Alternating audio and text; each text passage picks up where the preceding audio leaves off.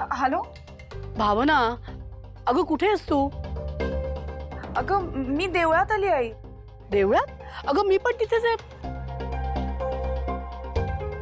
आई मी आपलं पटांगणातच आहे आई. देवळात.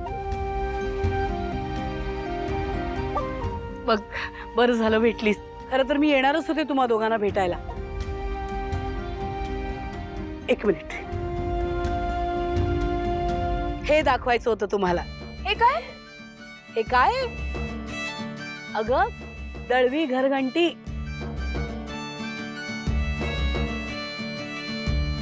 म्हणजे आपण घरघंटीचा व्यवसाय सुरू केला हे तर तुम्हा दोघांना माहितीच होतं. हा त्याचा पुढचा टप्पा आहे.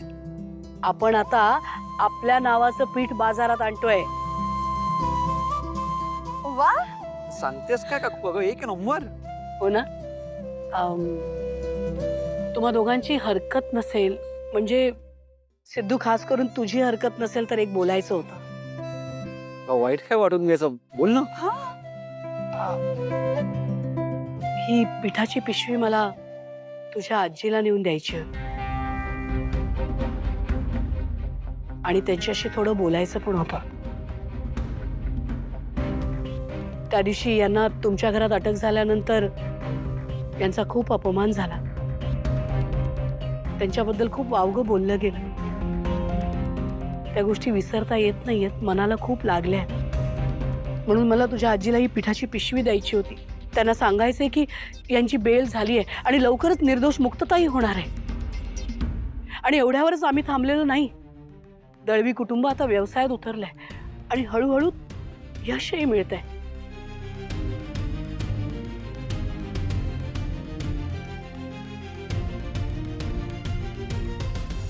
काय झालं? मी असं केलेलं चालणार नाहीये का? नाही नाही अगं आई, असं काही नाहीये. पण नाही नाही म्हणजे काकू, अगं तू घरी जाऊच शकतेस, सांगूच शकतेस, पण सिद्धू, काळजी करू नकोस. तुझ्या आजीचा मान ठेवून योग्य शब्दांचा वापर करूनच मी माझं म्हणणं मांडेन. मग तर चालेल ना? निघूया मग. रिक्षा, रिक्षा थांबा. थांबा थांबा. भावना ये ना. हो चल चल, बस पटकन.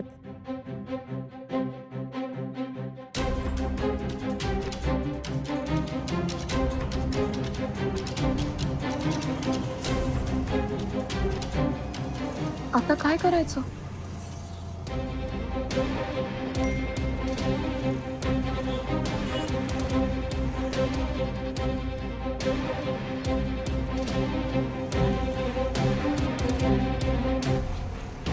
घरी गेलो तर लक्ष्मी काकूला सगळं समजेल.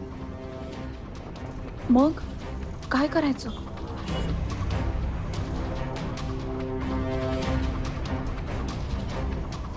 कसं थांबवायचं? थांबावं तर लागेलच ना.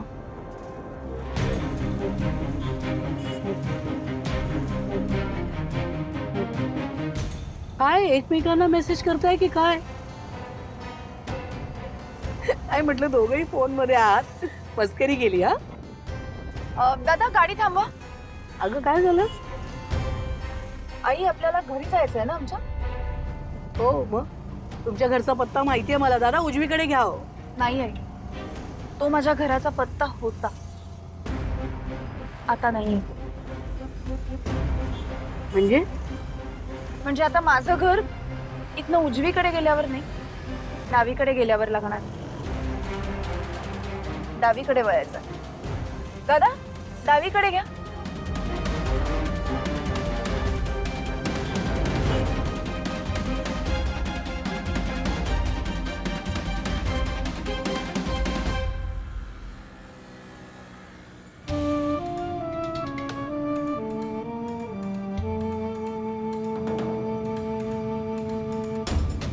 आई,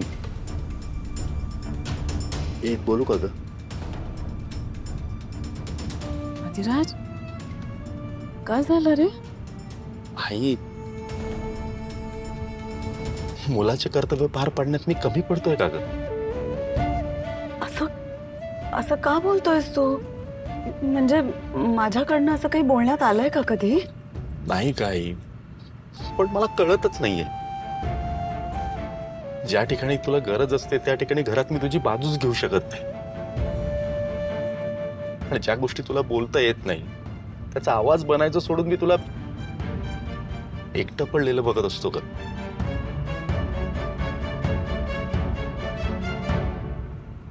तुला वाटत असेल की आदिराज लग्नापूर्वी असा नव्हता, स्वाभाविक आहे तुला असं वाटतं. निलांबरीचं मन जपण्यात आयुष्य चाललंय माझं. आता मी नाही आहे सिद्धूसारखं तळपदार. पप्पा, आजी, निलांबरी या तिघांमध्ये पार भरडून गेलोय का आई मी.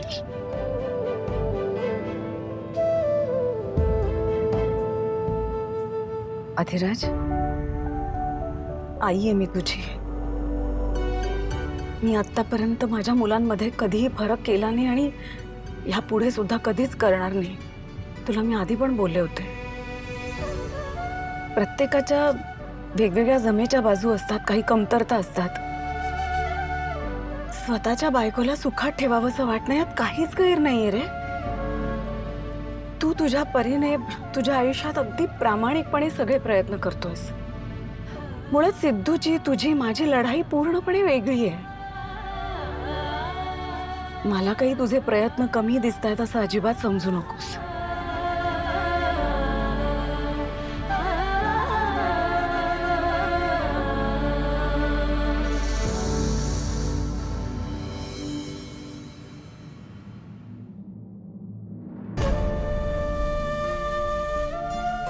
आई, भावना, मला आधी सांग, तुमची ही अवस्था आमच्यामुळे झाली आहे?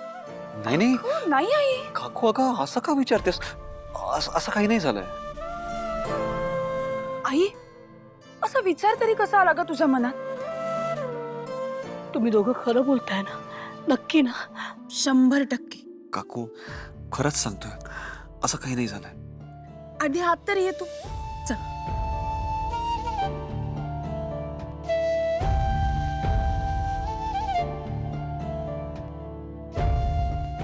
ये ना काकू. बापरे, सिद्धू, भावना, हे घर तुम्ही बांधलं? अगं, किती निगुतीने आणि नेटकं काम केलंय तुम्ही. देवारा, देव पण आहे घरात.